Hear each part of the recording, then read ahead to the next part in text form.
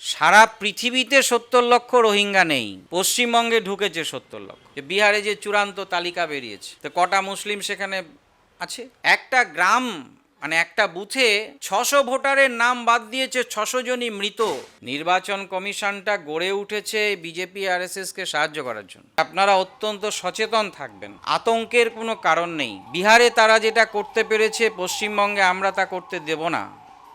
আমাদের রাজ্য সহ মোট 11টি রাজ্য ও কেন্দ্রশাসিত অঞ্চলে চলছে SIR অর্থাৎ স্পেশাল ইন্টেন্সিভ রিভিশন, যার নামে মানুষ আজ আতঙ্কিত হচ্ছে। রাজ্য জুড়ে বাড়ছে রাজনৈতিক উত্তেজনা, চলছে মৃত্যুর মিছিলও। নির্বাচন কমিশন ভোটের তালিকা সংশোধনের নামে যে SIR প্রক্রিয়া চালাচ্ছে তা ইতিমধ্যেই নানা প্রশ্নের জন্ম দিয়েছে। প্রশ্ন উঠছে SIR এর আইনগত বৈধতা নিয়ে। যদিও নির্বাচন কমিশন দাবি করছে এদেশের শেষ SIR হয়েছিল 2002-03 সালে, কিন্তু প্রশ্ন উঠছে এই দাবির যৌক্তিকতা নিয়ে। বাস্তবে SIR বলে কিছু হয় না, এই কথাটা খুব স্পষ্ট করে সাধারণ মানুষের জানা দরকার, বোঝা দরকার।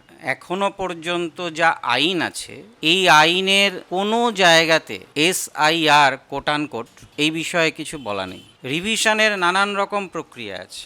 আপনারা যদি নির্বাচন কমিশনের যে ম্যানুয়াল দেখেন, তার যে বিভিন্ন সময়ের 60 সালের আইন, 50 সালের আইন, সেগুলো দেখেন, যার ভিত্তি তারা এই রিভিশনগুলো করে, তাতে আপনার ইন্টেন্সিভ রিভিশন আছে, সামারি রিভিশন আছে, partly summary, partly intensive revision আছে।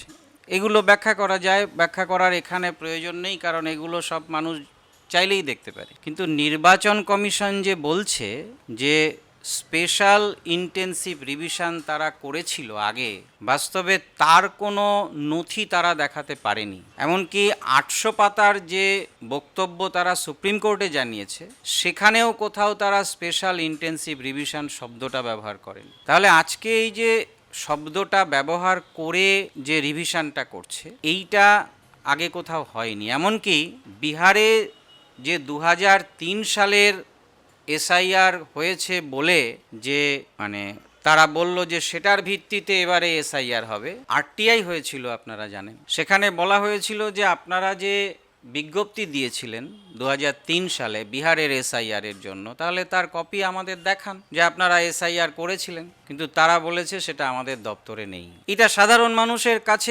আমাদের খুব অবাক লাগে যে 2003 সালের একটা কাগজ নির্বাচন কমিশনের দপ্তরে নেই, আর সেই নির্বাচন কমিশন সাধারণ মানুষের কাছে 87 সালের আগের আমার বাবার কাগজ, আমার মার কাগজ খুঁজে বেড়াচ্ছে। তাহলে তার কাছে 2003 সালের কাগজ নেই। আসলে ওই সময় কোনো SIR বলে কিছু হয়নি, SIR বলে কিছু হয় না। এটা তাদের গাজোয়ারি, তাদের ইচ্ছে মতো যা খুশি তাই করছে। শুধু তাই নয়, এবার প্রশ্ন হচ্ছে ভারতের মুখ্য নির্বাচন কমিশনের নিরপেক্ষতা নিয়েও। এই SIR ধরুন আমরা একেবারে অকুণ্ঠ সমর্থন করতাম যদি দেখা যেত এতে সত্যি সত্যি গণতন্ত্র রক্ষা করার জন্য এই আয়োজনটা হয়েছে। নির্বাচন তো গণতন্ত্রের একটা গুরুত্বপূর্ণ অংশ। তাহলে নির্বাচনের স্বচ্ছ ভোটার তালিকা, সেইটা না হলে গণতান্ত্রিক স্বচ্ছ নির্বাচন হতে পারে না। তাহলে স্বচ্ছ নির্বাচনের জন্য স্বচ্ছ ভোটার তালিকা চাই। প্রশ্ন হচ্ছে যে এটাতে তো কারোর বিরোধিতা নেই, তাহলে স্বচ্ছ ভোটার তালিকা করার জন্য কি SIR? দেখুন, আমাদের প্রচার করা হয় নির্বাচনের সময় যে নির্বাচন হচ্ছে গণতন্ত্রের মহোৎসব। তাহলে গণতন্ত্রের এই উৎসব যারা পরিচালনা করবে, তাদের গড়ে ওঠাটা যদি অগণতান্ত্রিক হয়, তাদের গণতন্ত্রের অনুশীলনে ফাঁকি থাকবে না। একটা নির্বাচন কমিশন, তার গঠন প্রক্রিয়া কি? আগে ছিল, নিয়ম ছিল, আইন ছিল যে প্রধানমন্ত্রী, বিরোধী দলনেতা এবং আপাত নিরপেক্ষতার জন্য সুপ্রিম কোর্টের প্রধান বিচারপতিকে নিয়ে এই 3 জনের কমিটি, তারা নির্বাচন কমিশনকে, কমিশনার কারা হবে সেটা ঠিক করবে। 23 সালে আইনটা বদলে গেল। আইনটা বদলে গিয়ে হলো প্রধানমন্ত্রী, তার মনোনীত একজন কেন্দ্রীয় মন্ত্রী আর তার সঙ্গে বিরোধী দলনেতা। আপনারা বলুন যে প্রধানমন্ত্রীর মনোনীত একজন কেন্দ্রীয় মন্ত্রী সে প্রধানমন্ত্রীর বিরোধিতা করবে? তাহলে যে কমিটি নির্বাচন করবে নির্বাচন কমিশনারদের, প্রথমেই 2 আর 1, তা সেখানে গণতন্ত্রের প্র্যাকটিস হবে কি করে? তাহলে নির্বাচন কমিশনের যে নিরপেক্ষতা মানুষ প্রত্যাশা করে, সেই প্রত্যাশিত নিরপেক্ষতা নির্বাচন কমিশনের কাছে থাকার যে ভিত্তি, তার গড়ে ওঠাটাই অগণতান্ত্রিক প্রক্রিয়ায়। কোনোদিন শুনেছেন বাচ্চারা যে মাঠে খেলতে যায়, কোনো খেলার সময় বলে যে আমার 6জন তোমার 2জন, চলো আমরা সমান সমান খেলি, হয়? অমিত শাহ এখন ওই কমিটিতে আছে, অমিত শাহ আর নরেন্দ্র মোদী একদিকে, কংগ্রেসের বিরোধী দলনেতা আরেক দিকে, এই 3জন মিলে করলে আমরা তো জানিই কার পক্ষে যাবে। আমরা তাই দেখছি এখানে, এসআইআরেও আমরা তাই দেখছি। এ রাজ্যের এসআইআরে 2003 সালকে কেন ভিত্তিভস্ম ধরল নির্বাচন কমিশন? প্রশ্ন উঠছে তার যৌক্তিকতা নিয়েও। পশ্চিমবঙ্গে একসময় সায়েন্টিফিক রিগিং শব্দটা খুব প্রচলিত ছিল, মানে এত সূক্ষ্মভাবে হতো, মানুষ অবাক হয়ে যেত, ধরতে পারতো না, একবারে বিজ্ঞানসম্মতভাবে কাজ তারা করতো।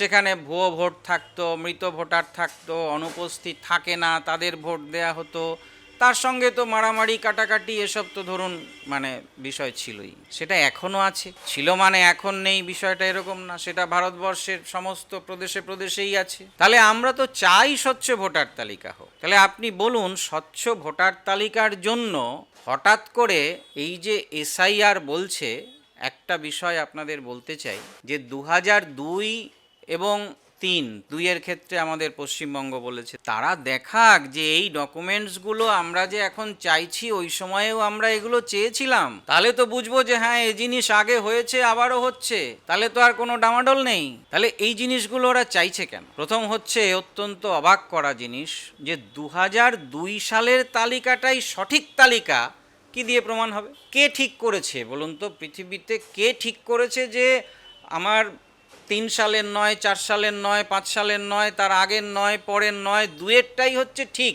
ওটাই যারা নাম আছে তারা সঠিক, তার আগেরও সঠিক না, পরেরও সঠিক না, কে ঠিক করেছে? কিসের ভিত্তিতে ঠিক হয়েছে? একটা ভিত্তি থাকে তো। এর কোনো উত্তর নির্বাচন কমিশন দেয়নি, তারা বলেছে ওখানে এসআইআর হয়েছিল, যেটা মিথ্যে কথা।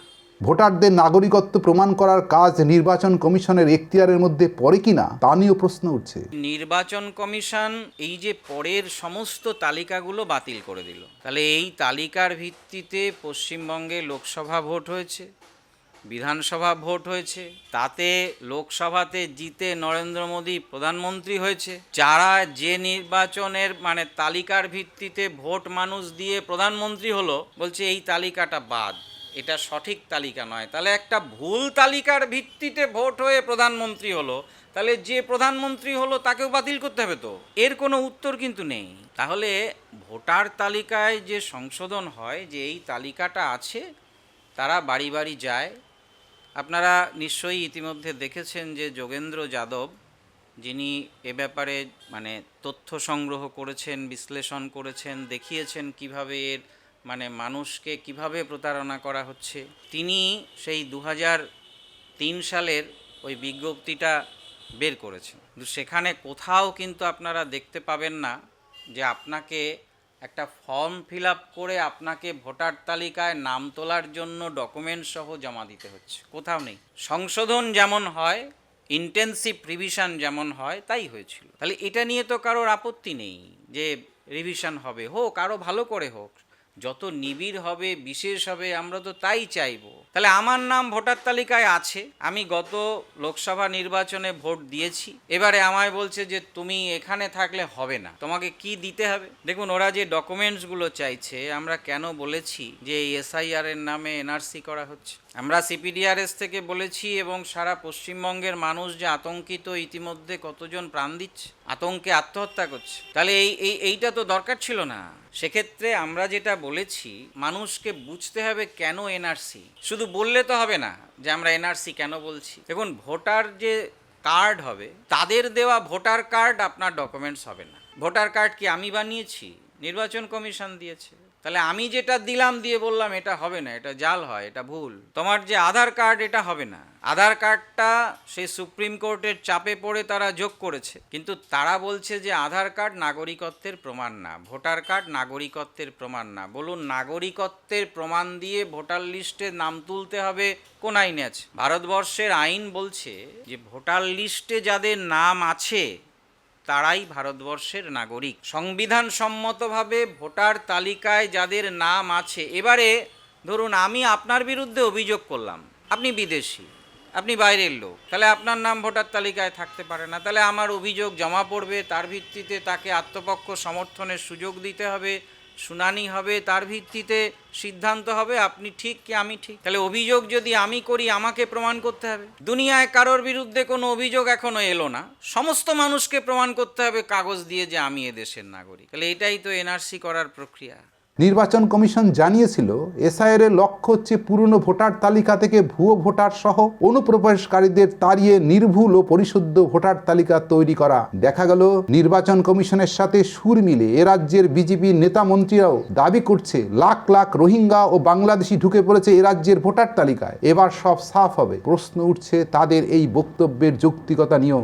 নির্বাচন কমিশন কিরকম ভাবে এদের একেবারে হয়ে কাজ করছে সেটা আপনাদের বলি। যখন বিহারে এসআইআর এর পরে সুপ্রিম কোর্টে মামলা হলো, স্বাভাবিকভাবেই হলফনামা দিতে বলেছে নির্বাচন কমিশনকে। তারা যে ওখানে জমা দিয়েছে যে এসআইআর কি কারণে করার প্রয়োজন, তাতে অনেক কারণ বলেছে, ভুয়ো ভোটার বলেছে, মৃতদের বাদ দেয়া বলেছে, ঠিকই আছে। এসআইআর কেন, রিভিশনটাই এই কারণে হয়। কিন্তু সেখানে কোথাও বিদেশি অনুপ্রবেশের কথা সুপ্রিম কোর্টে তারা বলেন। কিন্তু আপনি যদি দেখেন যে এই নির্বাচন কমিশন সুপ্রিম কোর্টে এটা জমা দিয়ে বেরিয়ে এসে যখন সাংবাদিক সম্মেলন করছে, সেই সাংবাদিক সম্মেলনে যে প্রেস রিলিজ দিচ্ছে সেখানে ওই কারণগুলোর সঙ্গে বিদেশি অনুপ্রবেশ যুক্ত করে দিচ্ছে। তাহলে এটা তাদের ধূর্তামি না? এটা বিজেপি আরএসএস এর সেই কথাগুলোকে জোর করে ঢোকানো না? তাহলে সুপ্রিম কোর্টে বলেনি কেন? কারণ সুপ্রিম কোর্টে যদি বলে তাহলে তাকে তথ্য দিতে হবে তো যে বিদেশি অনুপ্রবেশ এত ঘটছে, সেটা নেই তো তাদের কাছে। আমাদের অমিত শাহ স্বরাষ্ট্রমন্ত্রী বলেছিল যে 2 কোটি বিদেশি, তাদের আবার বলছে ঘুষপেটিয়া, যে 2 কোটি এই ঘুষপেটিয়া পশ্চিমবঙ্গে ঢুকে গেছে, বাংলাদেশ থেকে এসে 2 কোটি ঢুকে গেছে। তো 14 সালে তৎকালীন বাংলাদেশের যে বিদেশমন্ত্রী আব্দুল মোমেন, সে ভারত সরকারকে চিঠি দিয়েছিল যে আপনারা বলছেন যে 2 কোটি ঘুষপেটিয়া ঢুকে গেছে,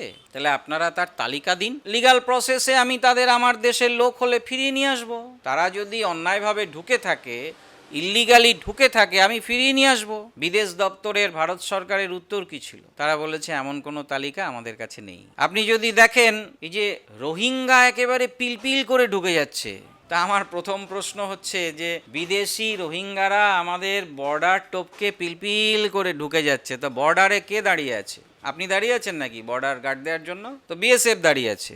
এমনকি বিএসএফ এখন শুধু বর্ডারে দাঁড়িয়ে নেই, এই কেন্দ্র সরকার আসার পরে আইন হয়েছে বর্ডার থেকে 50 কিলোমিটার পর্যন্ত বিএসএফ এর এরিয়া। ওই 50 কিলোমিটার বিএসএফ তার তত্ত্বাবধান করবে, দেখাশোনা করবে।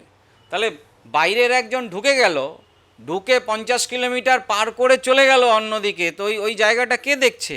বিএসএফ কার নির্দেশে চলে? বিএসএফ আপনার আমার নির্দেশে চলে?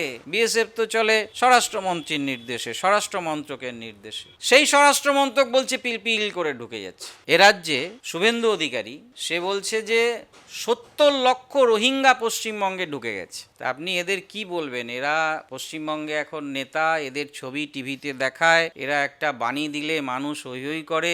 সারা পৃথিবীতে 70 লক্ষ রোহিঙ্গা নেই, পশ্চিমবঙ্গে ঢুকেছে 70 লক্ষ। সারা পৃথিবীতে রোহিঙ্গা সম্প্রদায়ের মানুষের সংখ্যা 21 লাখ, তার মধ্যে 11 লক্ষ আছে এখন শরণার্থী শিবিরে বাংলাদেশের কক্সবাজারে। বাকি বার্মা, এই মায়ানমার এই এলাকাতে এখনো আছে 6 লাখ। অন্যান্য কিছু ছড়িয়ে আছে সারা পৃথিবীর বিভিন্ন জায়গায়। আমাদের পশ্চিমবঙ্গে সরকারি যতটুকু নথি পাওয়া যায় তাতে 1000 থেকে 1200 হচ্ছে রোহিঙ্গা আছে। তাহলে মানুষকে বলা হচ্ছে কি, এই যে রোহিঙ্গারা ঢুকে যাচ্ছে, বিদেশিরা ঢুকে যাচ্ছে, তাহলে পরে আমার এসআইআর চাই। তো এসআইআর যদি রোহিঙ্গাদের জন্য চাই, এটা যদি গণতন্ত্রের জন্য চাই, এটা যদি স্বচ্ছ নির্বাচনের জন্য চাই, তাহলে পরে শুভেন্দু অধিকারী কেন বলছে যে এসআইআর হচ্ছে সেমিফাইনাল আর বিধানসভা হবে ফাইনাল? এসআইআর কি বিজেপি করছে? এসআইআর তো নির্বাচন কমিশন করছে। তাহলে এইটা সেমিফাইনাল, মানে হচ্ছে এইটার মধ্য দিয়ে আমরা ক্ষমতায় যাব।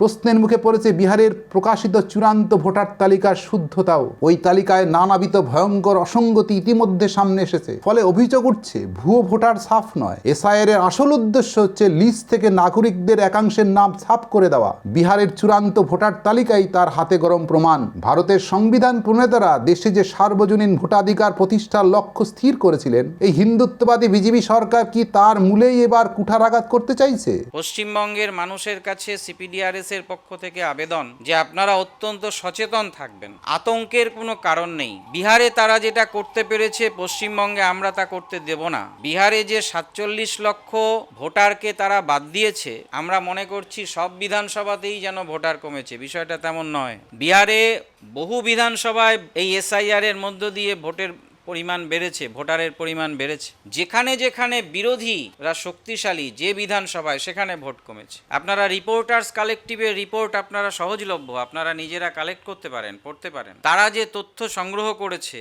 একটা প্রেমিসেস, একটা ঠিকানা, 800 ভোটার, একটা গ্রাম, মানে একটা বুথে 600 ভোটারের নাম বাদ দিয়েছে, 600 জনই মৃত। বাস্তবসম্মত? এটা দুনিয়ার কেউ বিশ্বাস করবে? 600 ভোটার একটা গ্রামে মৃত। বলছে ভোটার তালিকা থেকে নাম বাদ কেন? না আমাদের গ্রামে থাকে না, বাইরে থাকে বলে, তার সঙ্গে সংযোগ করা যায়নি বলে। আচ্ছা বলুন তো, গ্রামে গ্রামে যারা এই যে পরিযায়ী শ্রমিক বাইরে যায়, মেয়েরা বেশি যায় না ছেলেরা যায়? সব জায়গাতেই আপনি আমাদের পশ্চিমবঙ্গে দেখবেন, শুধু পশ্চিমবঙ্গে কেন, আপনি বিহারে যাবেন, বিহার থেকে অন্য জায়গায়, পশ্চিমবঙ্গ থেকে অন্য জায়গায়। এই যে আমরা আমেরিকা থেকে যাদের পাঠিয়েছে, গুজরাটের লোক আমেরিকা যায়নি, কেরালার লোক যায়নি। এটা বিশেষ কোনো রাজ্যের সমস্যা না, এটা মানুষের বেঁচে থাকার রুটি রুজির সমস্যা। যদি আমার সন্তান সন্ততি নিয়ে সুখে থাকার আমার আয়োজন থাকতো, আমি ওই অনিশ্চিত জীবনে মৃত্যুর মুখোমুখি হতে যেতাম না। বাধ্য হয়ে যায় মানুষ। এতে পশ্চিমবঙ্গ, বিহার, গুজরাট আলাদা কিছু না, বাধ্য হয়ে যায় মানুষ। তারা দেখিয়েছে যে বিহারের এই রকম এক একটা গ্রামে মহিলাদের নাম বাদ কেন? না তারা সব বাইরে চলে গেছে। আমরা কেন এসআইআর এর বিরোধিতা করছি? নির্বাচন কমিশনটা গড়ে উঠেছে বিজেপি আরএসএস কে সাহায্য করার জন্য। এটা নিয়ে কোনো দ্বিধা নেই। আপনারা তথ্য প্রমাণ দিয়ে প্রমাণ করে দেয়া যায় যে এরা পরিপূর্ণরূপে এদের সাহায্য করছে। বলুন তো, অভিযোগ ওঠেনি যে একটা জায়গায় ভোট হয়েছে, টোটাল ভোট যা পড়েছে হিসেব পাওয়া যাচ্ছে, দেখা গেল ভোট গণনার পরে তার সংখ্যাটা বেশি। ভোট যা পড়েছে আর 5টা পার্টি যা ভোট পেয়েছে যোগ করে তার সংখ্যা বেশি। এর কোনো ব্যাখ্যা নির্বাচন কমিশন দিয়েছে? কোথাও নির্বাচন কমিশন দেয়নি। আপনাদের আরেকটা তথ্য বলি, 24 সালের যে নির্বাচন, লোকসভা নির্বাচনে মহারাষ্ট্রে বিজেপি একটু খারাপ ফল করেছিল। 23 সালে কিন্তু এই নির্বাচন কমিশনাররা ক্ষমতায় এসেছে। নির্বাচন কমিশন তারা এই আইনে তারা নিজেরা তৈরি করেছে, এবং এই নির্বাচন কমিশনাররা তারা আরএসএস এর, মানে এদের ব্যাকগ্রাউন্ড যদি দেখেন, সেই ইতিহাস তো এখানে আলোচনার বিষয় নয়। করতে পারেন আরএসএস, এটা নিয়ে কোনো আপত্তি কিছু নেই, ব্যক্তিগতভাবে যে কেউ কিছু করতে পারেন। কিন্তু আমি একটা নিরপেক্ষতার বাতাবরণ সামনে রেখে অন্যের হয়ে কাজ করব, এটা নিয়ে তো আমাদের আপত্তি। তাহলে সেই মহারাষ্ট্রে 24 সালের ভোটে বিজেপি যে তুলনামূলকভাবে খারাপ ফল করলো, 19 সালের ভোটার তালিকা যা আর 24 সালের যে লোকসভা ভোটার তালিকা, আপনি যদি এই ফারাক দেখেন, তাতে ভোটার বেড়েছে 36 লক্ষ। 5 বছরে 36 লক্ষ ভোটার বেড়েছে। এটা স্বাভাবিক নিয়মে নতুন নতুন ভোটার বাড়ে, আমাদের জনসংখ্যা বাড়ে, ধরলাম ঠিক আছে। ঠিক তার 7 মাস বাদে নভেম্বর মাসে মহারাষ্ট্রের বিধানসভা নির্বাচনের আগে যে ভোটার তালিকা, 24 সালের লোকসভা নির্বাচনের ভোটার তালিকা, আর 7 মাস বাদে বিধানসভা নির্বাচনের ভোটার তালিকা, এই 7 মাসে ভোটার বেড়েছে 39 লক্ষ। এটা বাস্তবে সম্ভব? এটা মানে সম্ভাব্যতার তো কিছু নিয়ম আছে। 5 বছরে 36 লাখ ভোটার বাড়লো, আর আমার 7 মাসে 39 লক্ষ ভোটার বাড়লো, এবং সেখানে বিজেপি এই 7 মাসের মধ্যে যা ফল করেছিল, ওখানে ফল তার বিরাট হয়ে গেল।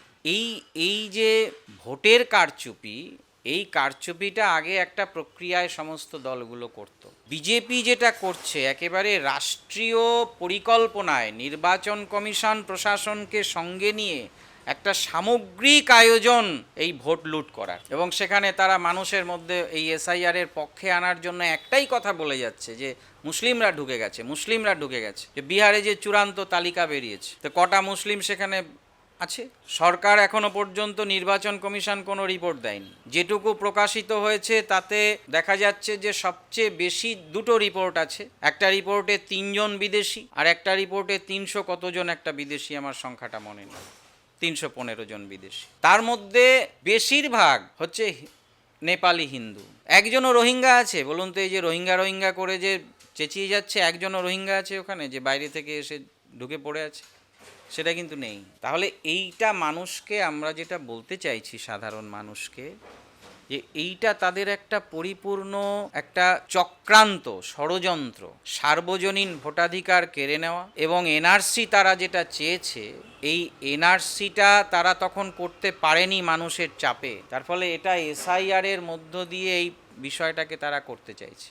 সবকিছু মিলিয়ে প্রশ্ন উঠছে, আজ দেশের মানুষকে এক ঝাঁক আশঙ্কা, হয়রানি ও জীবন দিয়ে যে এসআইআর এর মূল্য চোকাতে হচ্ছে, সেই এসআইআর এর আসল উদ্দেশ্যটাই কি? যারা এইভাবে মানুষকে ঠকিয়ে ক্ষমতায় যেতে চায় যে দলগুলো, তারা গণতন্ত্রের কথা সকলে বলে, কিন্তু বাস্তবে তারা গণতন্ত্রের ধারে কাছে দিয়ে যায় না। নির্বাচন কমিশনকে কাজে লাগিয়ে ভোটকে তাদের পক্ষে আনার ভাবনা বহুদিনের। এর আগেও যারা ক্ষমতায় ছিল তারা করেছে, রাজ্যে রাজ্যে যারা ক্ষমতায় আছে তারা করে, কিন্তু এবারের ক্ষেত্রে যেটা একেবারে নির্বাচন কমিশন প্রায় বিজেপির শাখা সংগঠন হিসেবে কাজ করতে শুরু করেছে, এটা আমাদের কাছে একটা উদ্বেগের বিষয়। সেক্ষেত্রে আমরা যেটা মনে করি যে গণতন্ত্রকে যদি রক্ষা করতে হয়, তাহলে গণতান্ত্রিক চেতনা সম্পন্ন যে মানুষরা এখনো রয়েছে, গণতন্ত্রকে একেবারে ধ্বংস করে দেওয়া তো সহজ না। এখনো বিভিন্ন জায়গায় বিভিন্ন গণতান্ত্রিক সংগঠন আছে, মানবাধিকার সংগঠন আছে।